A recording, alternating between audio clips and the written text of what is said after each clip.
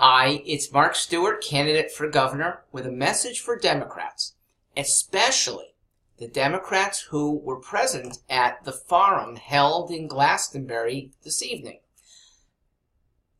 I heard you, because at the end, my final take was a response to a proposal about equalizing wages for work based on gender.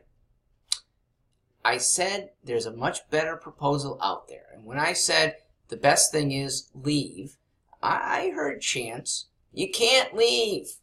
Okay? Now, nobody engaged me afterwards on the issues. I met with some of you afterwards about my background. What have I been doing?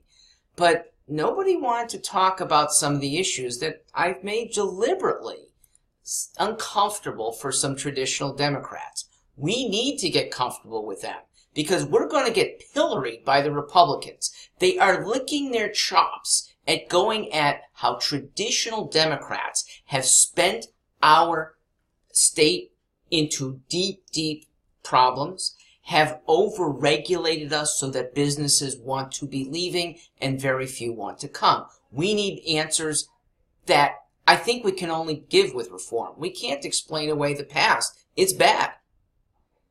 Here's what a liberty-oriented Democrat, that is I, answers to most proposals for needed legislation. We don't need new legislation.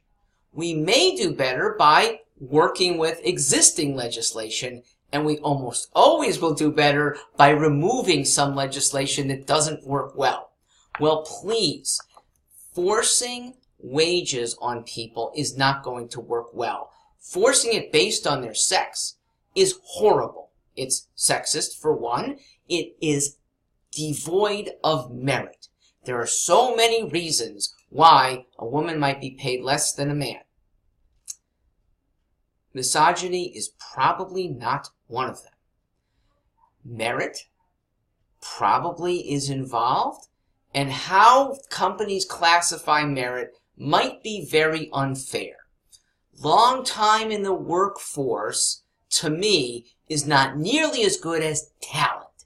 And I think for most office jobs, your average 40-year-old woman has more talent than your average 40-year-old man. Especially if that 40-year-old woman has spent 10 or 15 of those years rearing kids. Because child rearing, when you do it well, it involves all your faculties and much of your strength. In a given week, the mother of three has more decisions to make that have big consequences than your average male office worker or outside laborer does in a month. Women multitask better. Women sense things on the whole better. I hire women with some discrimination because for the kind of work that I need here, Ivy Bound, talking to other moms about education success, pairing up kids well with tutors that will empathize and yet command well. They're on the phone primarily with other moms. Men won't do that job as well. They won't. So, discrimination, at least at some companies, favors women. Now, we talked about, gee, if you didn't like your employer, can you go elsewhere? And when I hear, but there are no jobs, then if anything, if that were true, which it's not, if that were true, these women should thank that employer for being the one who's giving you a job at a decent wage. Now, there is one area that ironically may be true that there are no jobs to replace you if you had an unfair boss. State employment. There, you might not have the ability to get another job anywhere else in the state.